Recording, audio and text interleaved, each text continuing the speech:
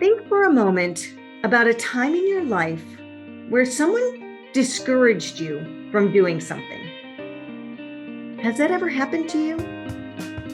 Maybe you had a goal or a dream and someone told you there was no way you would be able to achieve it. Maybe they told you that you were not strong enough or fast enough or smart enough. And if that has happened to you and someone said that, what did you do? Well, in today's episode, we are going to meet David Pohorence. David is the recent Amazon best-selling author of the book, Why Not Me? Discover Your Purpose, Passion, Drive. In the book, David shares many stories about times that people were attempting to discourage him or to push him into a path that was not the path that he wanted to go down. And he shares some of the ways that he decided to do it anyway, and to do it even better. The book, Why Not Me, is about rising up, about finding your own strength and your own passion and your own purpose, and then driving forward to that no matter what. We talk about all of that and more in today's episode, so I invite you to sit back and listen in as David Pohorence shares his story. David, hello. Welcome to It Just Takes One. Thank you. Thanks for having me. I'm excited. I'm excited as well. I'm excited for many reasons. One, just a chance to talk with you, but also because as we are recording this, your book is just about to launch. In 2 days, the pre-launch begins, and by next Tuesday, it will be launched officially. So we're literally on the cusp of this huge achievement. How are you feeling about that? It's kind of surreal. I honestly, until I saw it on, I got the proof in my hand, and then saw it on Amazon last night that, hey, it's going live soon. I was like, wow, this is happening. This is real. So, and just seeing people starting to make some comments and already people talking to me about it, it's hit close to home, and I'm excited to get it going. Yeah, I am too. I really am. I remember, David, the first time that we talked and you said, so I think I have this idea about writing a book and I have no idea where to even begin. And that seems like it was a very short time ago. It was about, 6 months ago? Yes. Yes. Right.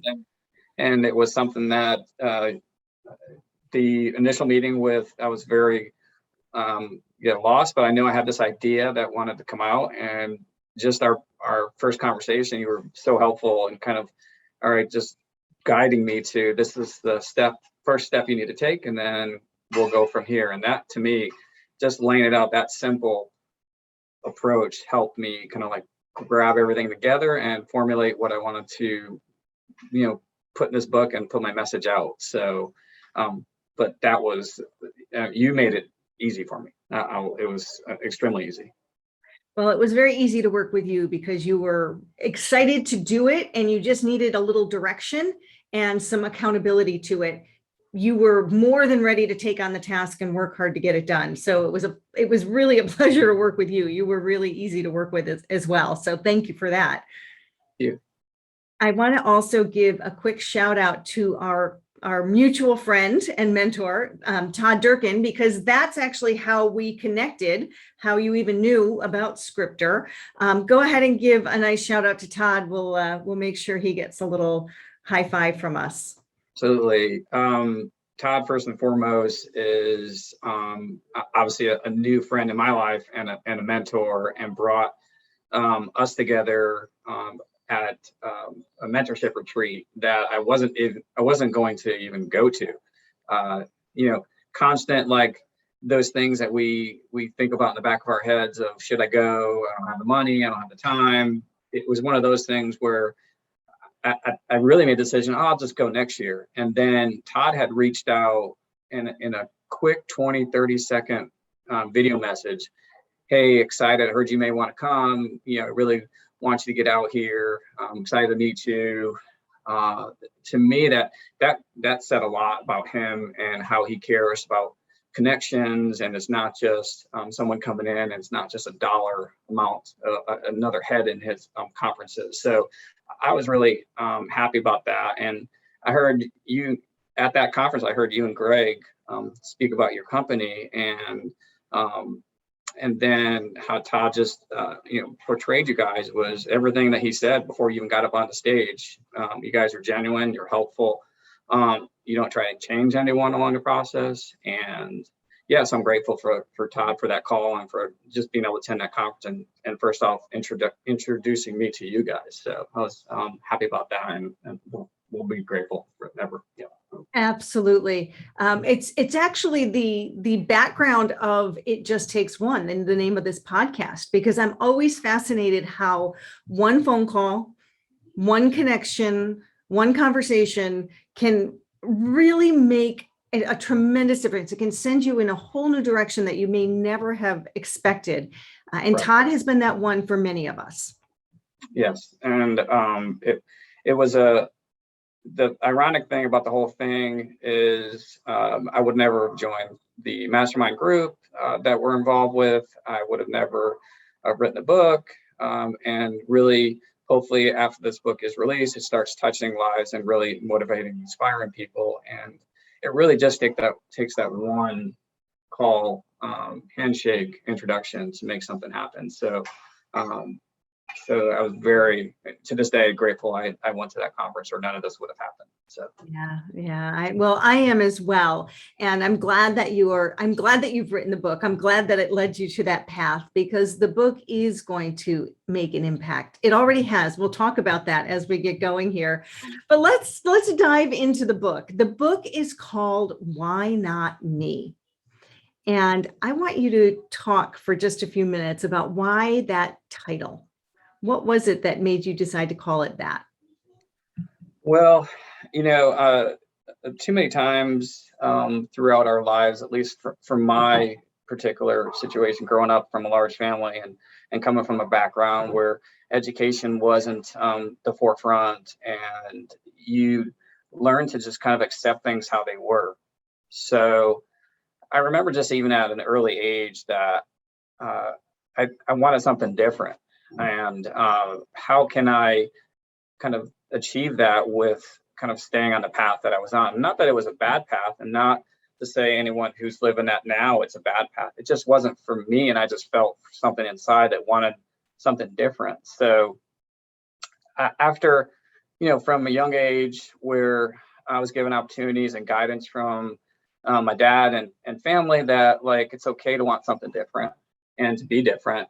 So I really just started doing those things that I felt I needed to take that next step and to change that path. Like I wanted more out of education. I didn't want to just work.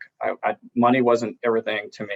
To learn and to get better was always at the forefront. So, and I was just struggling with that. So as I got older, and saw that things were changing, that, things were possible if you believe in yourself and you took the time to take those steps to want to be better and to have those influences in your life to get you there. So I wanted to make a difference in somebody else who was struggling, or maybe have that mindset right now that I have to settle, or this is okay, this is what's meant for me. And it's not. You can be better, and you can do things that are outside what you've been kind of, I hate to say, destined to do in someone else's eyes, but it's all really what you want and what's coming from the outside world that you want to be, that you really truly want to do, and not what someone else wants you to do. So hopefully that's what this book does. Yeah, it's such a powerful message. And David, as we're going to talk about some of these stories, but in the book you share many stories, your experiences, where people were almost pigeonholing you in one direction because of whatever limitations they had in their thinking, right? And whatever prejudices or whatever their view of the world was. And and you do a really good job of sharing some of these stories. Let me just start for a moment. I'd like to share, if I can, a quick moment where it's the story of, in high school you were sort of being pigeonholed to not go to college. Your parents were open to the idea. And in the book, you actually write this: my parents encouraged me to go for it, and my family supported me along the way. That was where the seed was planted for me to believe in myself and recognize what I could accomplish in life. I started saying to myself, why not me? Why can't I be successful in college? I'm smart enough. To all of you who are reading this now, ask yourself the same questions. Why not you? Why not now? That's pretty powerful, I would say. So, um, but it was at that time where, going into a school where you were expected to, going to a trade high school, that's what you went there for. You went to graduate, and go into your field. I knew going into that school that I wanted to be that first person to make that difference, to go to college, to graduate. And again, this is not saying anything bad against anyone who didn't go that path. This was my path. And I wanted more. So I went into that school with the idea, I will consider to an open mind of, if college isn't for me, then maybe this is my path. But I always had that in the back of my mind that I'm going to give my best in whatever it is I'm doing, because that's how I was raised to do it. And no matter whatever task is in front of me, small or large, that you will give 100%. And I made a commitment to that school, to friends, to teammates, and the sports that I was in, that I was going to be there for them, and I was going to see that through. So, but there were people along the way into that path that supported me. And there were others, like you said, that were detractors who were trying to block that aspiration of wanting to do something beyond that, hey, you're here for a reason. This is what you need to do. So I want to be able to change that. And luckily I had that support while I was there, from even individuals who didn't, would tell others that this is your path. You're going for this trade, that you've got to graduate here. But I had people while I was there who would support that decision of mine, and they knew I wanted to go to school after this high school, so they were going to support me either way. Yeah. And one of your biggest supporters, and someone that you got a lot of your life lessons from, was your dad. I want to spend some time talking about him, but I actually want to share it based on what you just said. One of the lessons that you learned in your life came from your dad, from an experience you had, and you just described it, where it was, always do your best, always give 100% no matter what. And you share the story in the book about how you learned that lesson and how your dad taught you that lesson when you were a paper boy, way back when you were in your first job as a paper boy. Share a little bit about that story and how the lesson of always do your best came from that. Yes, I remember that day like it was yesterday. It was so, being from Connecticut, anyone from the Northeast knows those cold, rainy, snowy, icy days that can kind of last forever, or seem to last forever.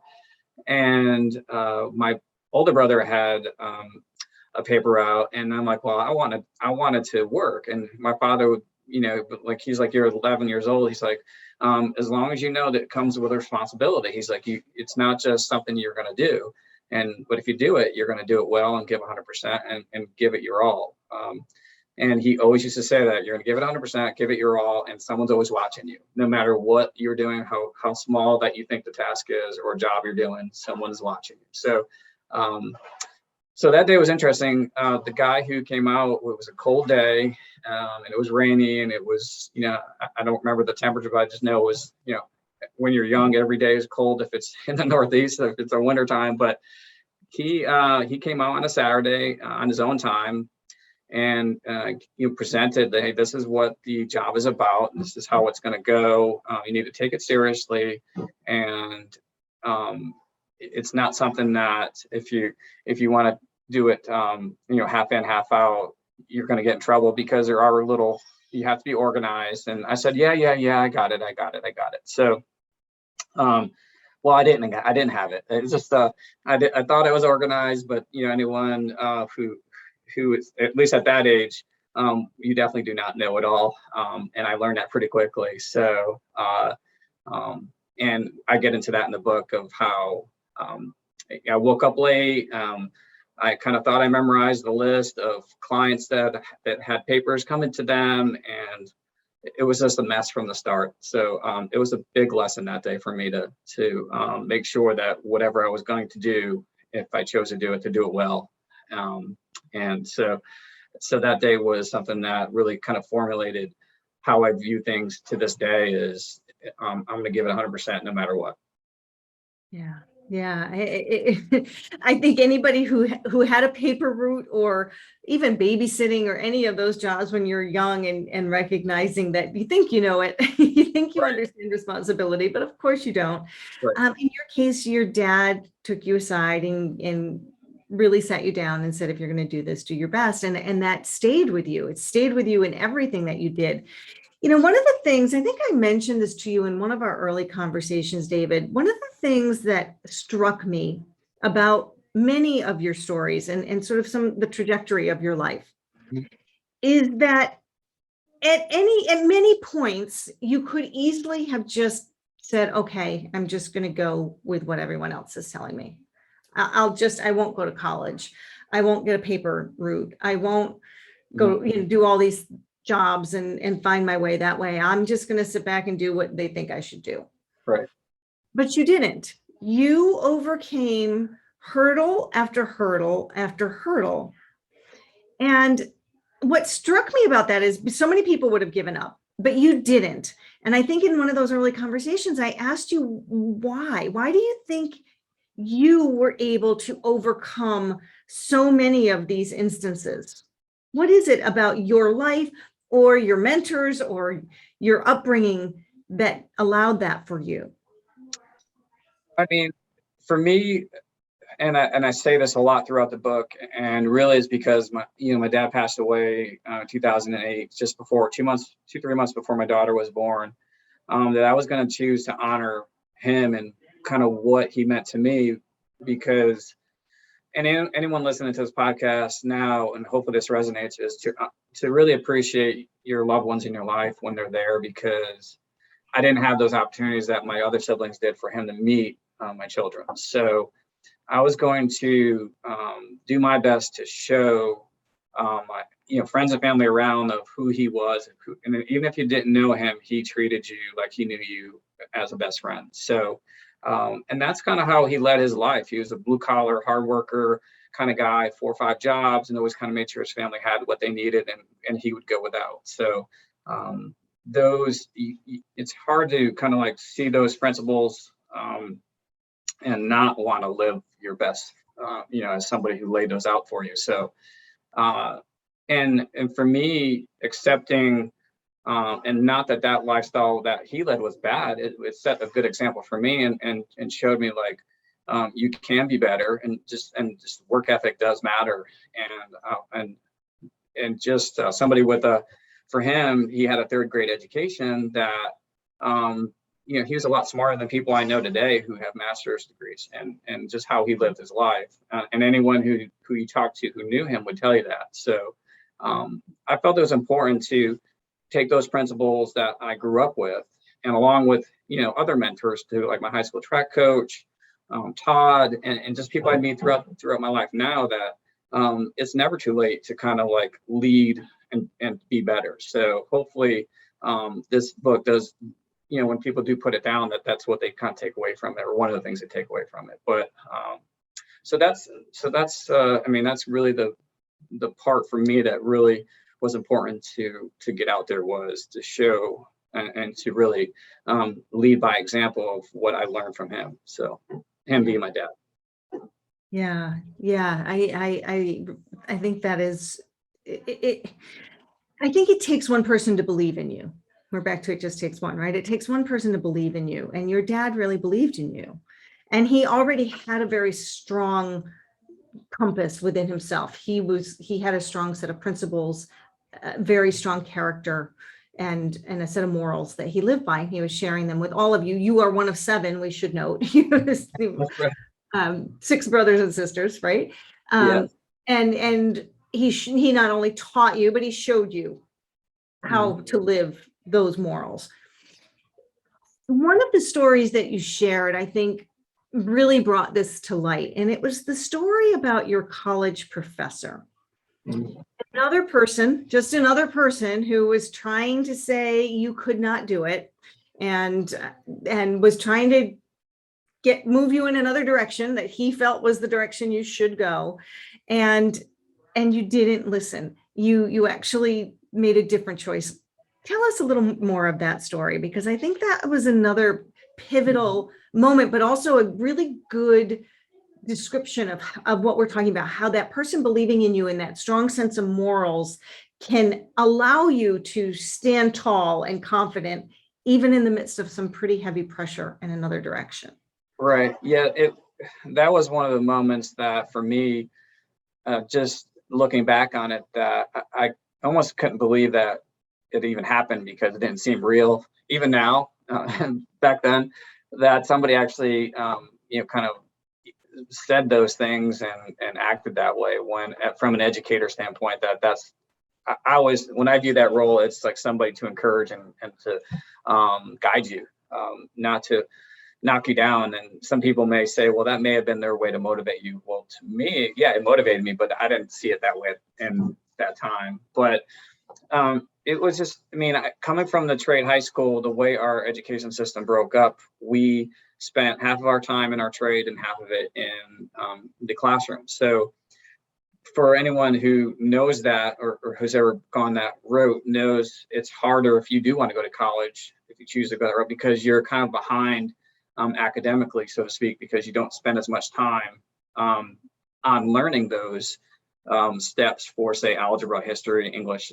You have to keep going back. So when you come from your trade to go to your classroom, the teachers usually spent a day or 2, sometimes 3, to kind of rehash what you learned 2 weeks ago, 3 weeks ago. So you're consistently behind. So I had the grades, I had good enough grades to go straight to college. It's just from a testing standpoint, we didn't have those opportunities for like PSATs, SAT prep, and all those back then. So I had to go another route. I had to go to junior college for a semester to get extra math and English credits and science. So, and which was fine for me, because I felt like, again, I probably felt I could have done straight out to college, but I wanted to go to the school that I wanted to. So I needed extra time and extra help in those areas. So, so this one professor, he was just, the grades that I had at the time were, no, they weren't top grades, but they weren't bad grades either. And it felt almost like I was singled out consistently, of like, why is this guy always coming after me? Like, what am I doing wrong? Like, I'm not a bad student. I come to class, I'm doing everything I'm supposed to be doing. Until one day I got called into his office, and then he's like, I want to schedule time with you. I'm like, sure, no problem. So we schedule a time and get into his room. And then he proceeds to kind of just take a stack of papers and kind of throws them down and says, let's talk about these. So I pick them up and I'm looking at them. I'm like, well, what's wrong with them? They're all passing grades. He's like, well, you're right. Your writing's terrible. It's at this point, like the way you're doing things, you're really not gonna go far. And I'm disappointed in how your overall abilities right now. And I didn't even know what to say. I was like, I remember thinking in my mind, is this guy for real? Is there a joke somewhere coming out of this soon? And no, he was 100%. He was 100% serious in like his approach. And I remember thinking, okay, well, these are all passing grades. And I said this to him. I said, I'm not really quite sure where you're going with this. He's like, well, you really need to think of what your next step is. He's like, and I suggest you look into the technical college next door instead of pursuing, the college that you want to attend. So, and I said no, I said, that's not going to be an option. I've already been down that path. I chose, I'm going to college. I came from a trade school. I'm not going to go to a trade college. So, and again, nothing wrong with that, but for me is I'm going to prove you wrong, and this is who I am, and really that from what I learned, those lessons as from a young kid into middle school, high school, and even into college, that I'm going to apply those principles that I was taught as a young age, and I'm going to make this happen. So I went on to go to the undergraduate school I wanted to, got my bachelor's, and then went on to get my master's.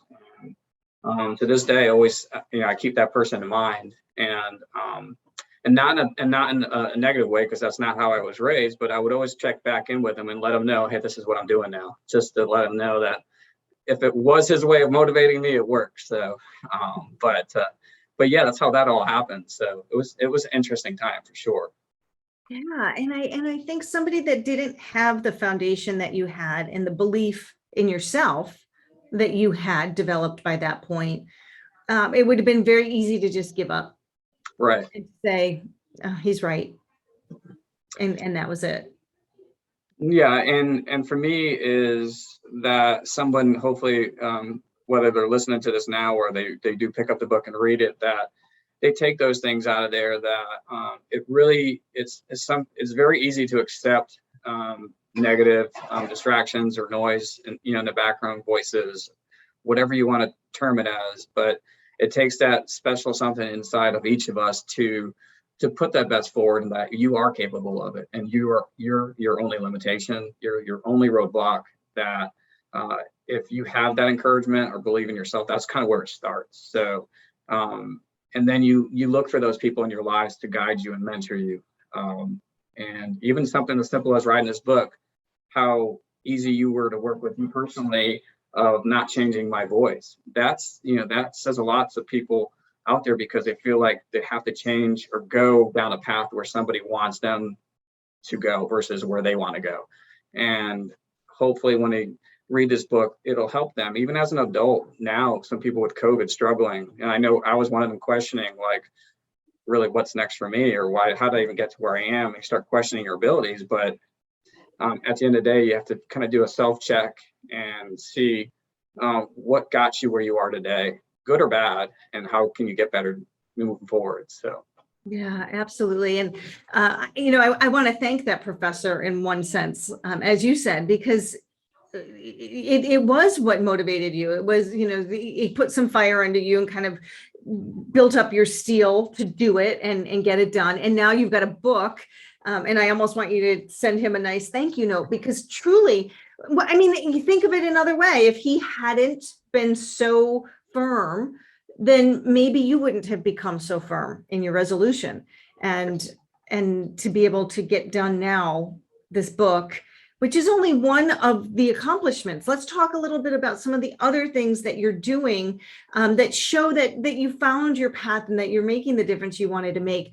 You did go on to college. You graduated from Quinnipiac in Connecticut, and a couple different options with careers, but eventually you landed into what you're doing now. So why don't you share what you finding your passion, finding the purpose in what you're doing today? Right. Well, going into, I did go to college, and I got into, after leaving that junior college, I got into Quinnipiac and chose my major of healthcare administration, which even to this day, I have no regrets. I loved it, loved the school, loved the experience. Wouldn't change a thing. As I got out of school, ironically enough, I had to pivot to the insurance world, because my major that I chose at the time, our member advisor saying, "Hey, congratulations, you graduated, but we don't, it's gonna be hard getting a job out there, because the profession's changed since you started school." So I remember a lot of my fellow students were like, "Okay, what do we do?" So I was fortunate enough to have a friend that worked in the insurance industry.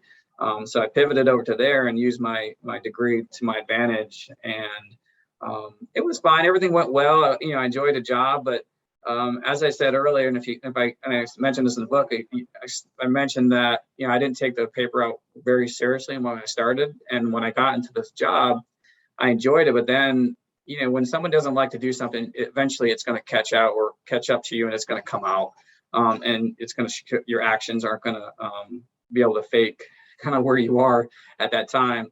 And I remember my supervisors and bosses saying, well, this is not the David that we know that took this job. And we could tell this is really not where kind of you want to be. So I ended up losing that job. And that kind of was a wake up call for me that to follow that passion of, like what was inside of me and where did I want to go? Well, sports and fitness was always inside of me as an athlete kind of growing up. I was a late bloomer being as far as an athlete goes, but once I got there and got involved with fitness and nutrition, I was like, I really love this. This is kind of where I want to go. So, so I went back to grad school while I was working there, and felt like, yeah, this is the path that really I feel like I meant to enjoyed. I went to UConn for sports administration, and I was looking to get into college athletics, and that's really kind of where what led me down to where I'm doing now. I ended up thought I was coming down to North Carolina for a job in athletics, and it didn't work out. And I was, felt like I was right back to where I was before. But that the drive inside me was like, no, you keep moving forward. That stay in North Carolina. Something's going to happen, come out of this. I ended up just kind of going back to my old field for a while, and in healthcare technology, and I got a job with a local YMCA as a sports director. It just opened up, and that was my first personal training experience 20 plus years ago, and loved it. And I'm like, well, this is kind of like, again, it goes back to money is great and money will come, but it's not everything that makes you happy. What's inside of you is really kind of what counts, and the money will come at some point if it's kind of meant to be in that regard. But the passion was definitely more towards the fitness world and sports, and something as simple as people look at that, oh, you only worked for a YMCA. But for me, that was like, it was the cream of the top. I was happier. And, but I felt like it was still something else for me to get from there. So I just happened to attend a conference one day that for my current fitness franchise I'm involved with, Anytime Fitness, that they were looking for new owners and entrepreneurs. So I had no experience from that end of it, but I had good kind of a broad scope of different things, and they took a chance on me and gave me a territory, and it was something that they had never done. They've never invested in somebody from a financial perspective that, hey, we'll back you from this part. Now, we had to put money up front. Don't get me wrong. I'm not saying it was free, but they never took a chance on a franchisee. And it really, for me, it was that opportunity of having that face-to-face time with them and letting them know this is who I am, this is my upbringing, and that stuff matters. Somebody who just sits in front of you and maybe drop a resume of two different people, if you don't have those two people in front of you, it's hard to kind of make that determination. Okay, this person went to this school, great, but it looks a little bit better than that person on the right. But for me, I always felt like if I can get in front of somebody, I'll have an opportunity no matter what their resume says. So, and that's what led me to have that chance. I was able to sit down with the founders and I just have a conversation with them. So, and I was grateful for that, because it was something that, to me, it's just like everything kind of came to a full head, that all that hard work kind of like now it's materialized, and kind of like, I've made it to where a lot of people said I couldn't make it. So it was great. I mean, it's a great feeling. Yeah, a very great feeling. And I was actually, one of our other books that we published recently, I was just on the podcast interview with them the other day. It'll come out the week before yours, actually. It's the little book to land your dream job. And they were actually describing exactly what you just said, that being able to network and keep pulling strings to get to who you need to get to, that it's the who, not the how. Dan Sullivan's book, right? That if you have an opportunity to sit down in front of somebody, then you have a chance. Then there's an opportunity, the door is open, and it may not be the right door, it may not be the end all be all door, but if you keep putting yourself out there, those connections happen, and you find your way. Yeah, and that's for me, just, coming up and the people that were in my path along the way. It was always interesting that one of the gifts that my dad always told me that I had, and it's almost like I don't even, it's almost the point where like it's embarrassing, like don't brag, like feel like you're bragging, but that's just a parent being proud of their child. And he's like, one of your greater your strengths is being able to sit in front of somebody, and you may be quiet and shy at first, but once they get to know you, they could see your heart from the inside. And that's hard. And even then, again, like I said, with someone who's come with a third grade education, he was probably one of the smartest men I knew, that would just, those little bits of tidbit of advice along the way, they sunk in. So that's for anybody listening again to this, is if you can get your face in front of somebody, a face-to-face meeting, and give yourself that opportunity to show yourself, I'd pick that person 9 out of 10 over just a general 2 pieces of paper in front of me every day, all day. So always believe that. Yeah, a great message, really great message. Well, along the way, as you're creating your profession and career and starting with Anytime Fitness, you also ended up getting married and starting your family. Let's share just a little bit about your wife and your kids, and what family really means to you. Yes, coming from a large family like 107, and many aunts and uncles. My dad was one of 9. My grandmother was one of 16. So, family was always important. And for me, growing up, I knew I wanted a family. And really along the way, you kind of meet people who are just like your careers. They may seem like a match at a time, and then once they're out of your life, or your job's out of your, that wasn't meant for you. So, my wife and I, that we have a good connection with, it's always, you always hear oh, that's my best friend, but really for me, she is. I mean, we understand each other.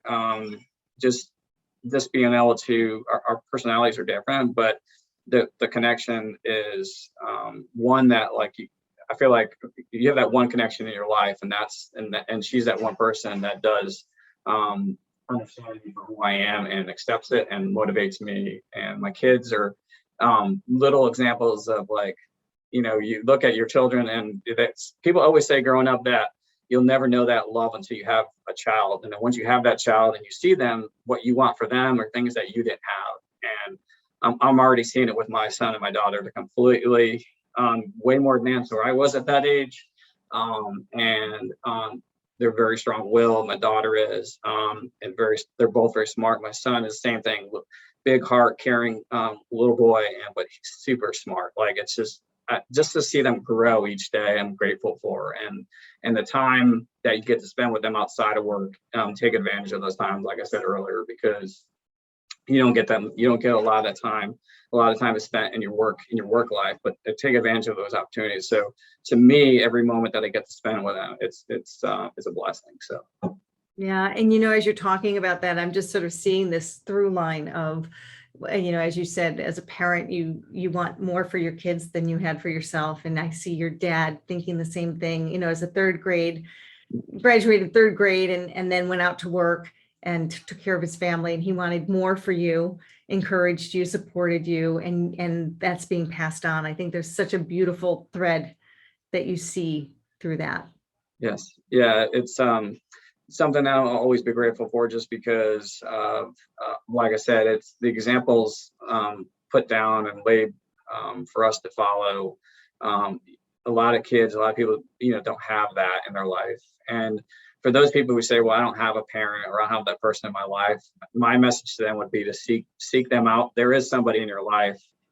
You're just not recognizing it at the moment, or maybe they're there, and you're just not. That door needs to be opened to be able to see them. So let that person in, let those people in that kind of guide you and help you, because we are better. There's things in our lives that everybody wants to be better at, and I think if you let those persons help you, or those people help you do those things, then you'd be surprised that there are a lot of people in your life that can help you with those, and make those examples count for you. Yeah, really good point. That there are people out there if you're willing to open up and look for them. I want to share, David, as we're coming to the close here, I'd like to share the last bit of your book, because it kind of ties up what we're talking about right here. I'm going to read it back to you. And it says, we all should do more of counting our blessings daily and taking inventory of what we are truly blessed with. For me, that is and always will be my family. I will do anything for them, and I want to show my children, Avery and Caleb, that anything is possible if you really want to achieve it in life. I never thought I would ever write a book, but it was important for me to prove to them that you're capable of more than you think. You just have to work hard, believe in yourself, and take action. Nobody will hand things to you. If you want it, you have to go get it. Believe in yourself, your abilities, and dreams. Never settle or let anyone define what makes you happy. And remember to live each day with purpose, passion, and drive. Yeah,